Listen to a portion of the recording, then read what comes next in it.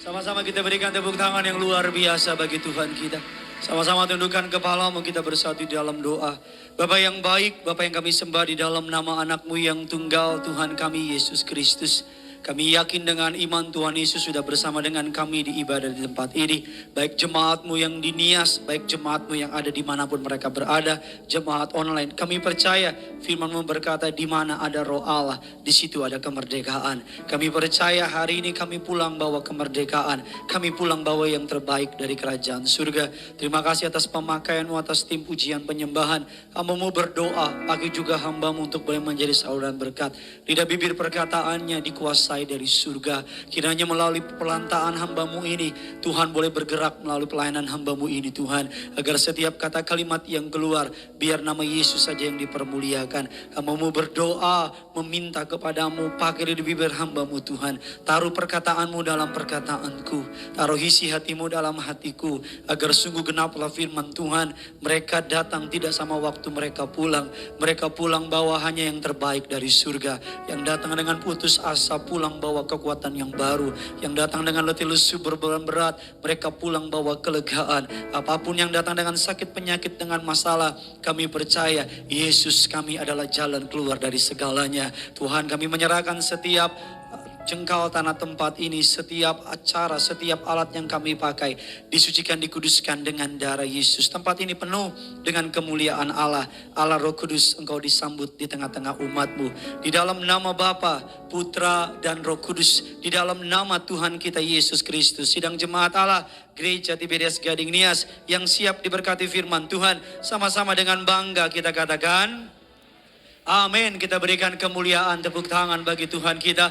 Silakan duduk kembali saudara. Terima kasih kepada Gembala Agung kita Tuhan Yesus Kristus yang telah mengumpulkan saudara dan saya dalam ibadah masa Advent, masa penantian Natal. Terima kasih kepada Gembala Sidang Gereja Tiberias Indonesia, Bapak Pendeta Dr. Yesaya Pariaji bersama dengan Ibu Pendeta Darniati Pariaji. Suatu kehormatan buat saya bisa melayani di gereja yang penuh kuasa ini. Terimalah salam dari mimbar ini. Shalom Tiberias.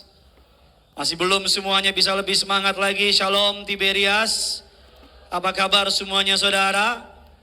Ada banyak berkat, ada banyak mukjizat, ada banyak uang saudara.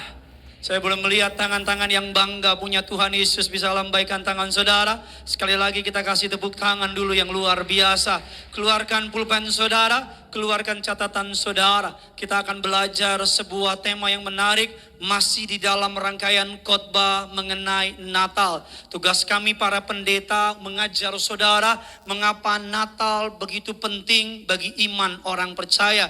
Mengapa Natal begitu menjadi signifikan bagi saudara dan saya yang percaya kepada Yesus. Mengapa harus Yesus Tuhannya? Mengapa harus setiap minggu datang ke gereja? Mengapa tidak datang ke tempat yang lain? Dan mengapa harus melayani? Kita akan bahas pada hari ini. Tema khotbah saya pada siang hari ini bisa tolong ditampilkan.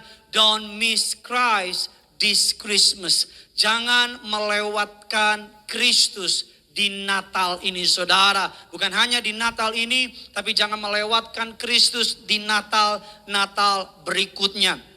Saudara sadari tidak sadari sedang terjadi sebuah pembentukan opini bahwa Natal bukan lagi bicara mengenai Yesus.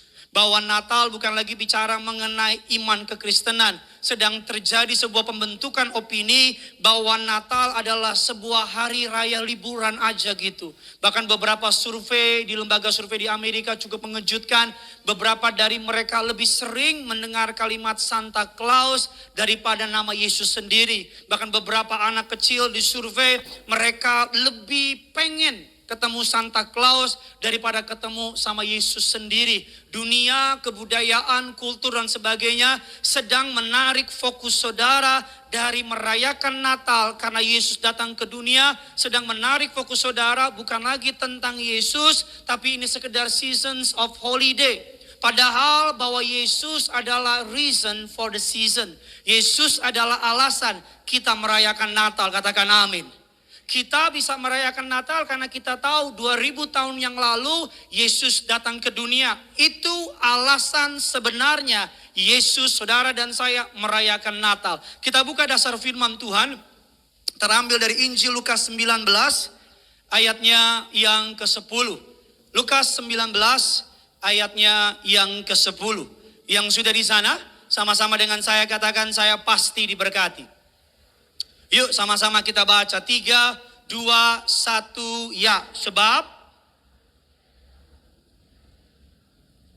sama-sama bilang sama saya, mencari. Sama-sama bilang sama saya, menyelamatkan. Sama-sama bilang sama saya. Amin saudara. Kalau Yesus hanya datang untuk mengubah finansial saudara, Yesus nggak perlu datang. Dia cukup mengutus hambanya Elisa. Karena Alkitab mencatat Elisa ada seorang janda datang kepada dia dengan utang yang begitu banyak. Kedua anaknya hendak dijual menjadi budak. Tapi dengan minyak saja saudara, gambaran dari pengurapan, minyak tersebut bisa memberikan kehidupan bagi anak-anaknya, bagi utang-utangnya. Kalau Yesus hanya sekedar datang untuk membangkitkan orang mati, Yesus gak perlu datang. Karena Elisa dan para nabi banyak membangkitkan orang mati. Kalau Yesus datang hanya untuk sekedar mengubah air menjadi anggur, Yesus gak perlu datang. Anak buahnya Musa lebih hebat dari itu. Mengubah air menjadi darah dalam sebuah tulah di tanah Mesir. Yesus harus datang ke muka bumi ini karena hanya darah Yesus yang dapat menyelamatkan saudara dan saya. Amin saudara. Hanya darah Yesus yang dapat menebus dosa saudara dan saya.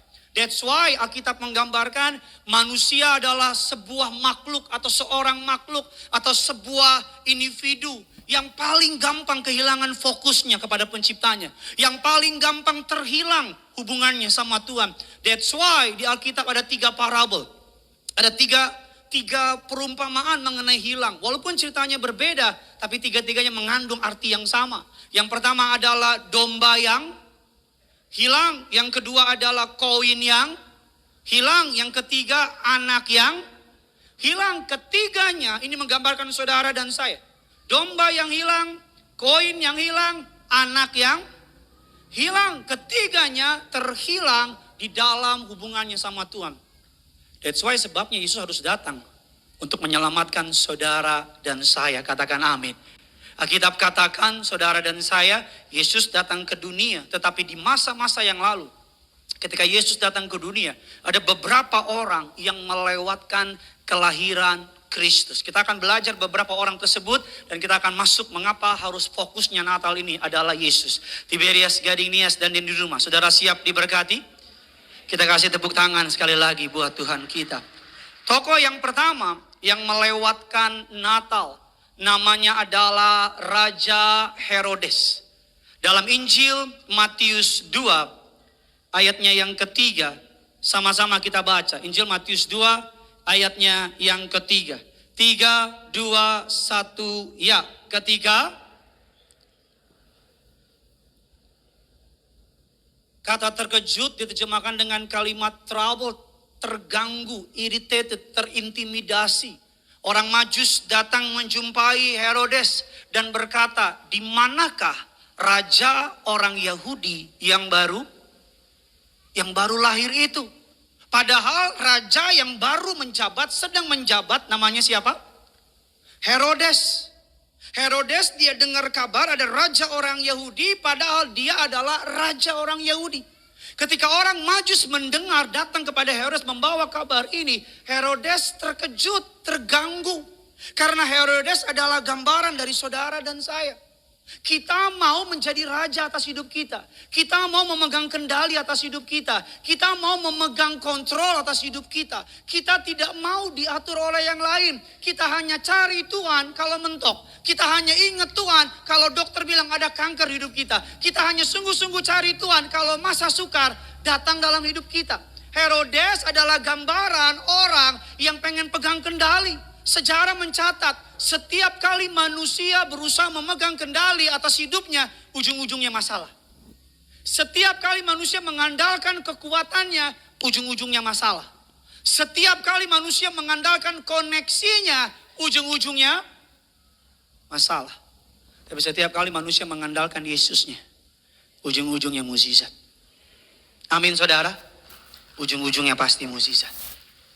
Jangan kasih tepuk tangan PHP kayak begitu.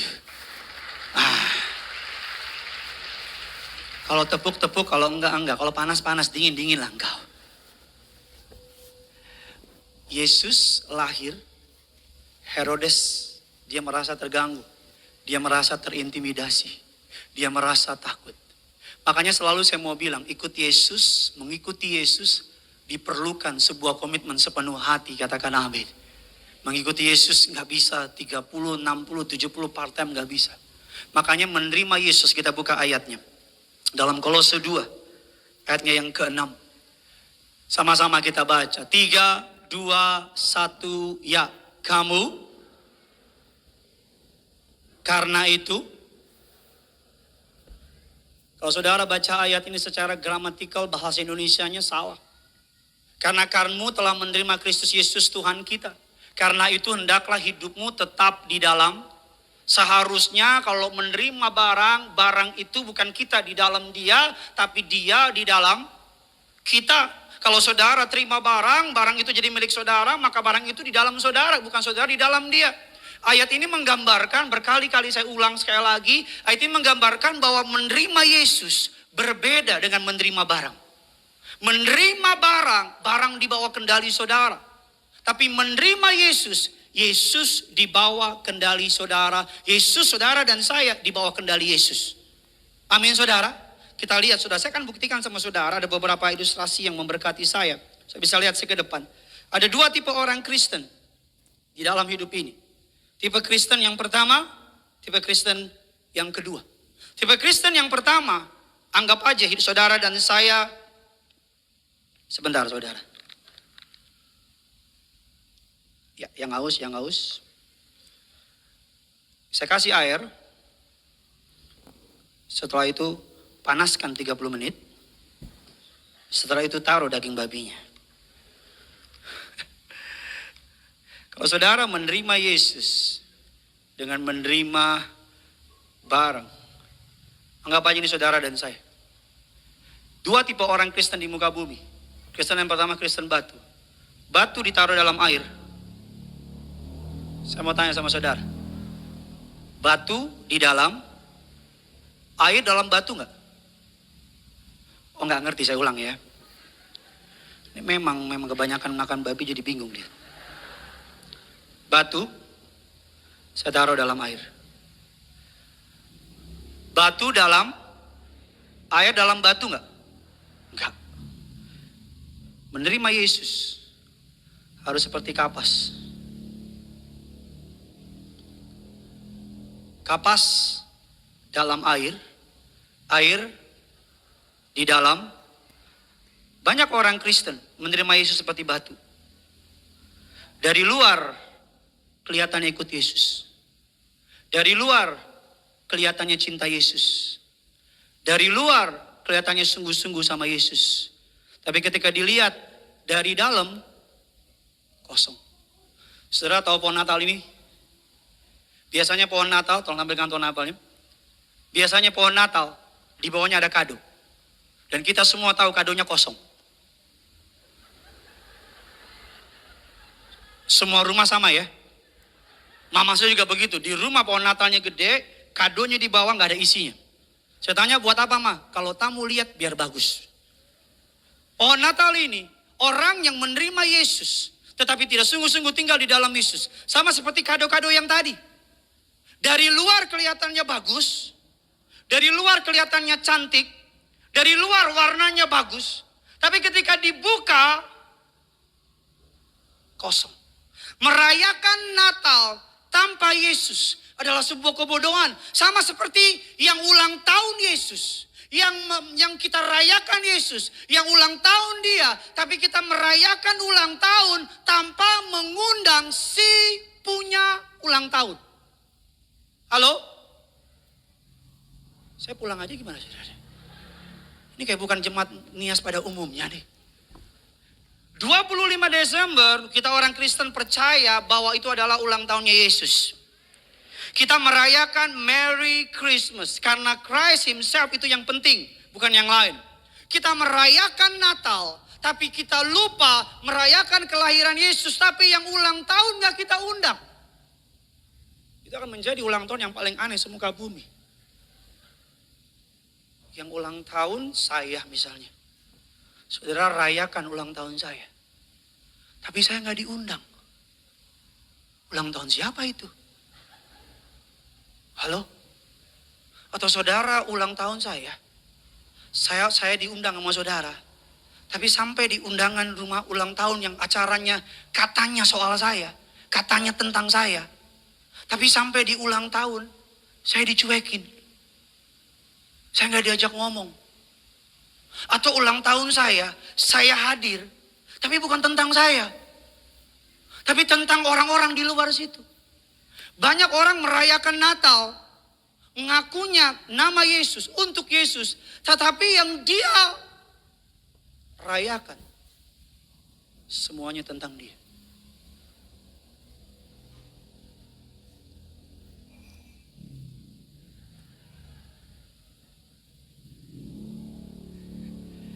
Jangan ngucapin Merry Christmas sama orang kalau engkau gak menjadikan Yesus sebagai Tuhan dan Juru Selamatmu. Jangan bilang selamat Natal sama orang kalau Yesus gak benar-benar jadi raja dalam hidup saudara. That's why mengapa banyak orang takut ngucapin selamat Natal. Karena di dalam itu ada sebuah pengakuan yang dalam. Ketika saudara dan saya berkata Merry Christmas, engkau sedang bilang sama orang tersebut bahwa saya percaya kelahiran Yesus. Dan Yesus itu adalah Tuhan dan Juru Selamatku. Amin saudara. Dia raja dalam hidup.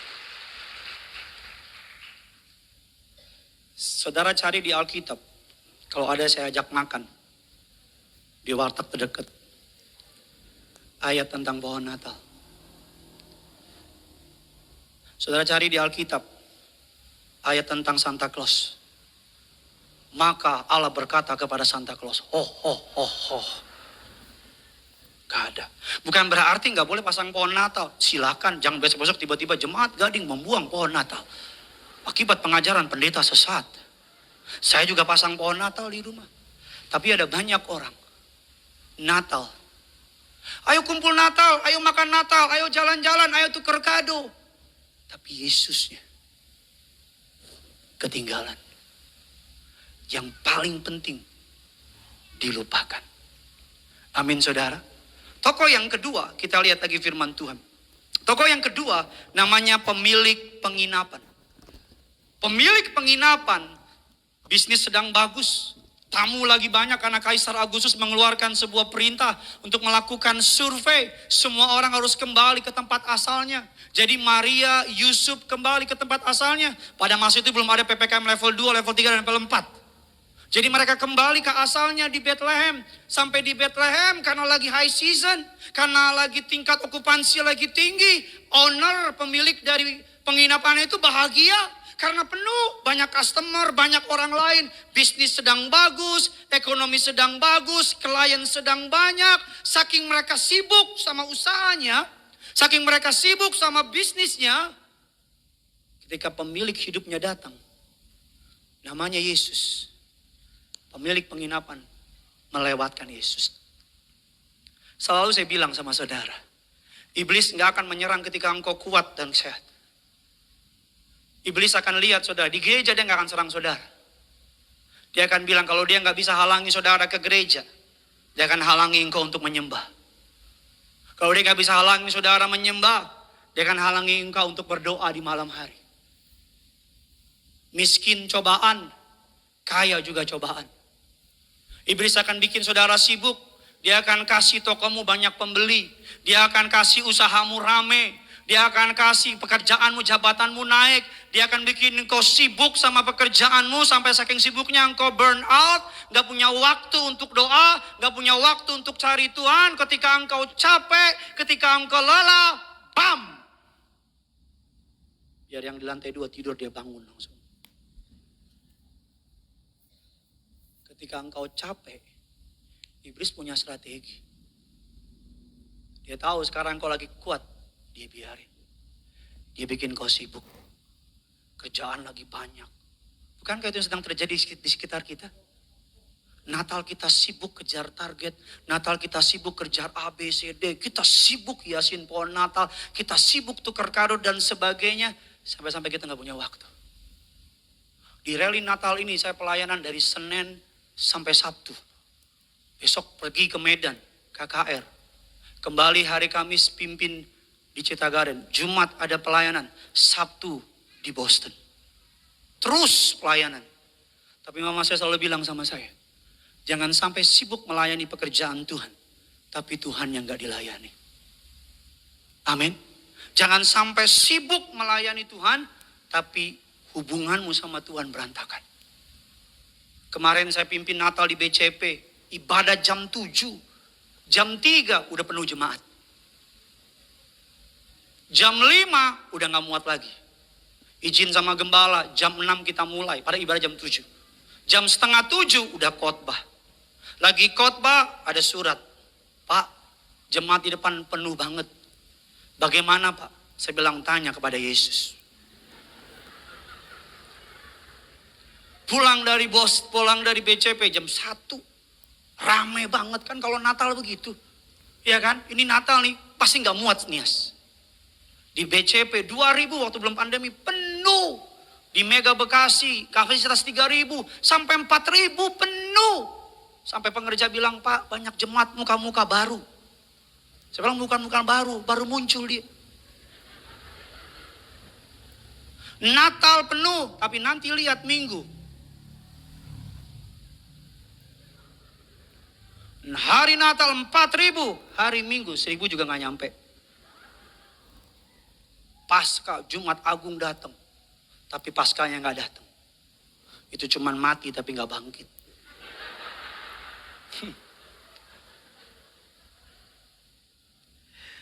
Pemilik penginapan. Dia miss opportunity untuk ketemu sama pemilik hidupnya. Namanya Yesus. Tokoh yang ketiga. Injil Matius 2.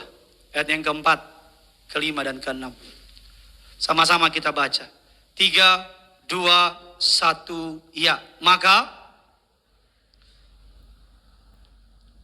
lalu dimintanya keterangan dari mereka. Di mana, ayat yang kelima, mereka berkata kepadanya, karena demikian ada tertulis dalam, ayat yang keenam, kasih keras suaramu dan engkau, tanah Yehuda engkau, yang memerintah Yehuda, karena daripada mula umatku Israel.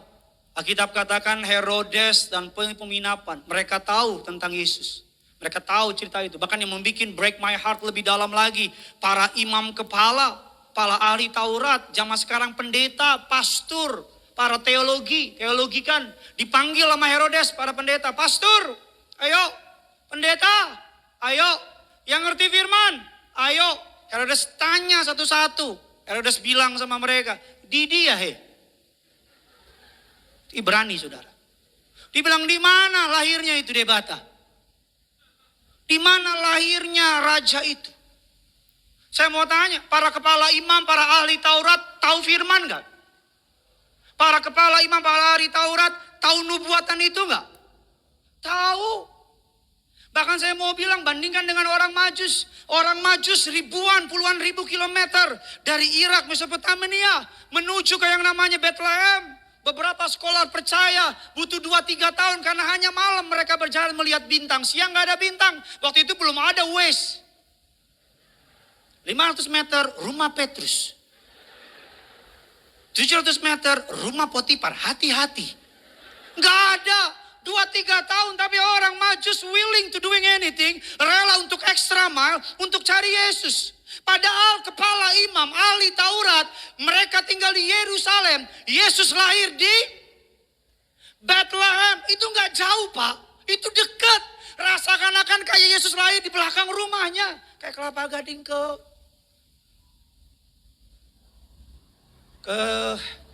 hatimu. Saya gak tahu lah, pokoknya setengah jam. Dekat. Mereka tahu Yesus akan lahir. Mereka tahu nubuatannya. Minimal gini. Kepo gitu.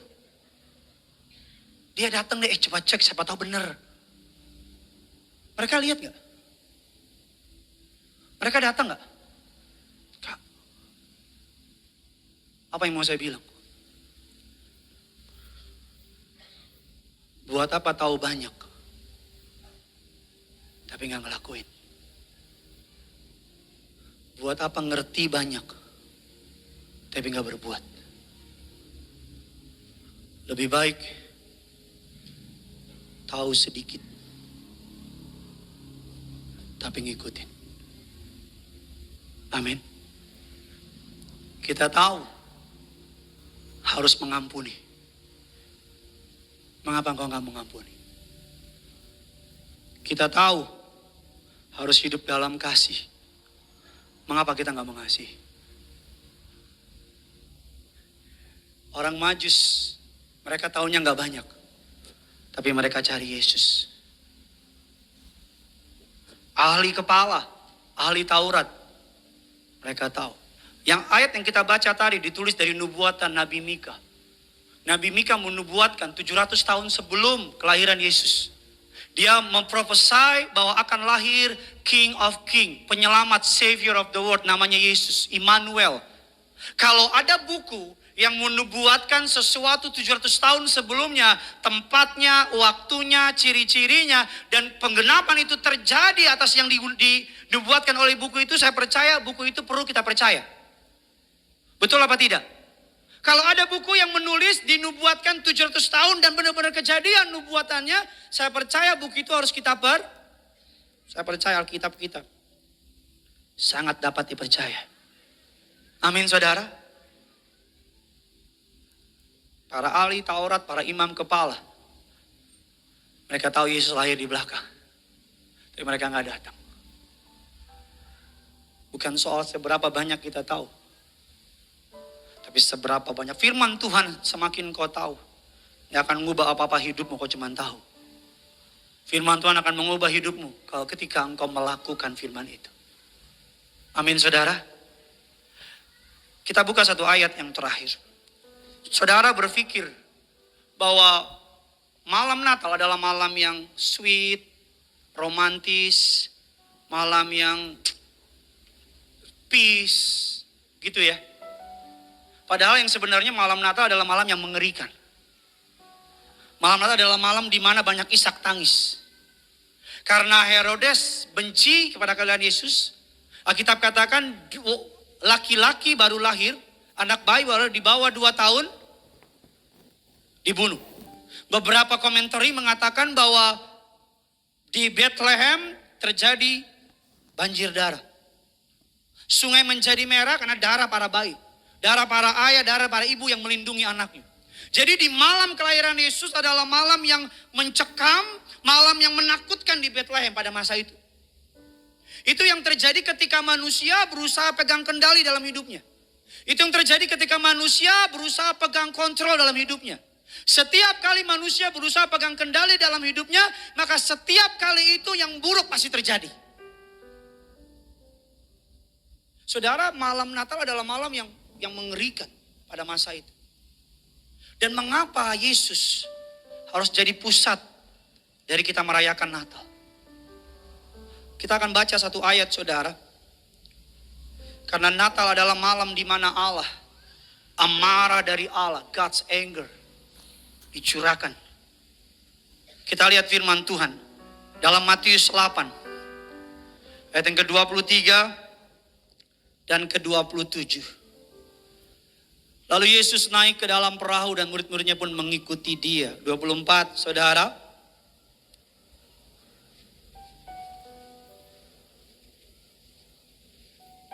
Maka datanglah murid-muridnya membangunkan dia. Katanya, Tuhan tolonglah kita. Ayat 26 ia berkata. Lalu bangunlah Yesus. Maka danau itu pun menjadi.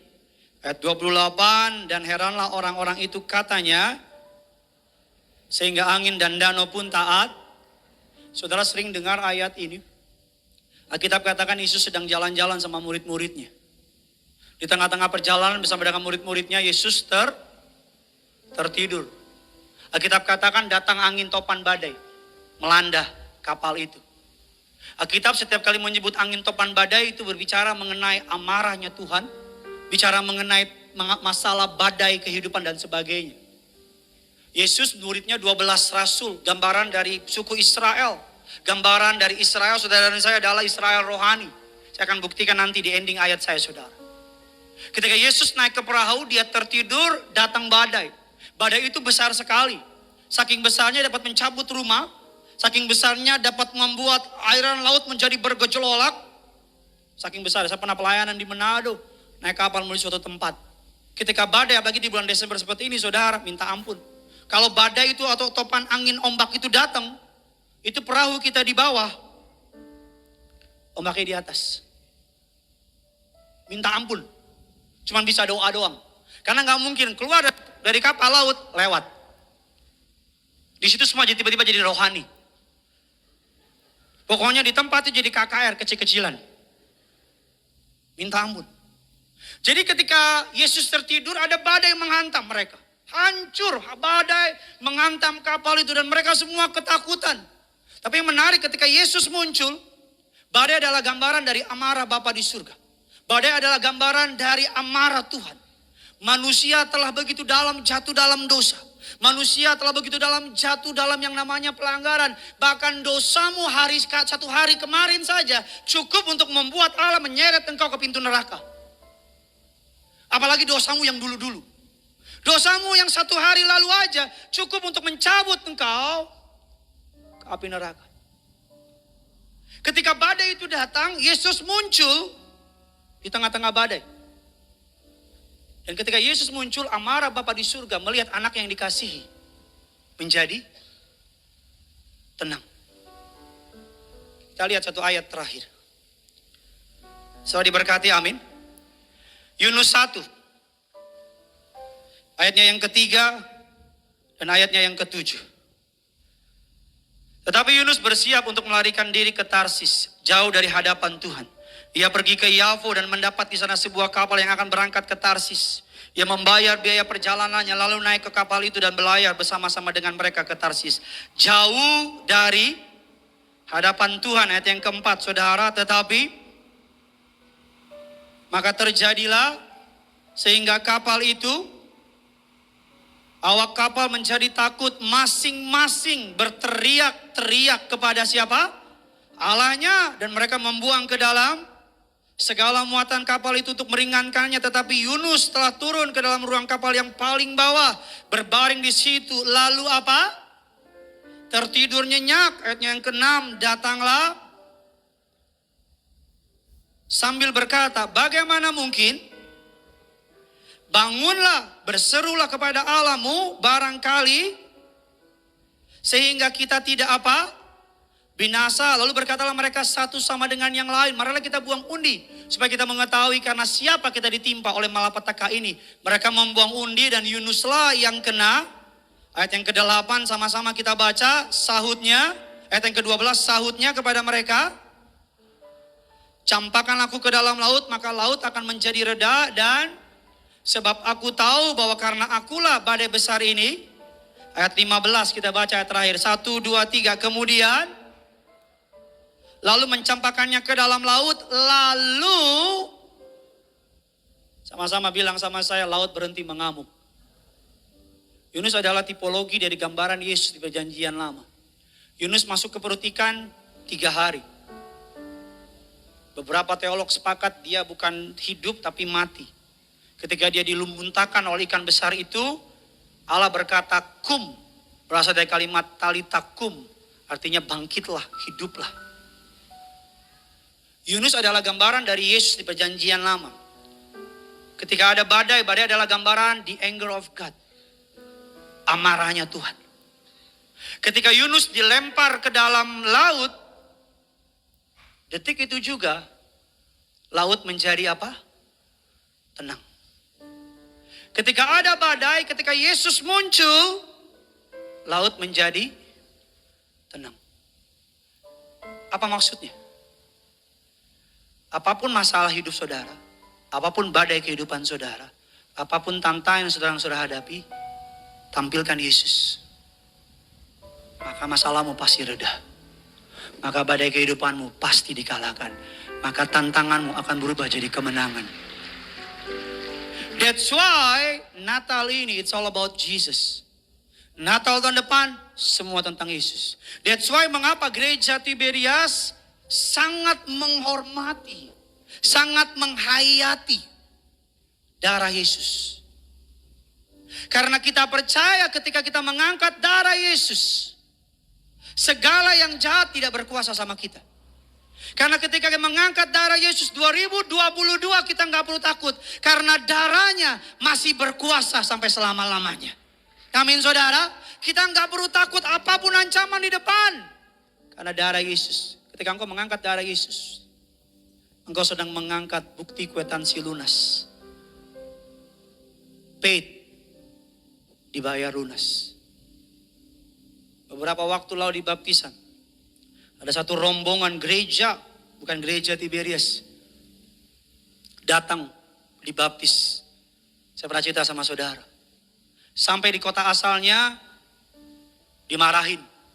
Kenapa kamu ke gereja lain? Kan gereja kita begini. Sampailah tingkat penyidikannya sampai di gembala sidang mereka, ketua sinode. Ini ibu cuma telepon, Pak tolong doain. Kita dimarahin karena terima perjamuan, karena terima minyak, karena terima baptisan. Saudara mau tahu apa yang menarik? Ketika gembalanya datang, gembala cuma bilang begini, kamu ngapain ke Tiberias? Oh saya dibaptis di Tiberias. Oh, kamu ngapain lagi di Tiberias? Saya terima perjamuan, terima minyak urapan. Oh, saya tolak dosa, tolak tipu. Sama dong dengan saya. Saya kalau perjamuan ambilnya di Tiberias. Karena di Tiberias mereka menghayati darah Yesus lebih dari yang lain. Mereka benar-benar percaya darah Yesus. Saya baru tahu kapan? Kemarin Natal di SCBD. Orangnya cerita. Saya bilang, jadi ketua saudara nggak marah bu? Enggak. Malah dia bilang, nanti kalau you ambil di Tiberias, bawa banyakan ya buat saya. Jangan takut sama masa depan. Tiap kali ada masalah, tampilkan Yesus. Tiap kali ada penyakit, tampilkan Yesus. Setiap kali ada tantangan, tampilkan Yesus. Maka badaimu pasti reda. Maka masalahmu pasti reda. Kemenanganmu disediakan buat Tuhan. Kasih kemuliaan, tepuk tangan buat Tuhan kita.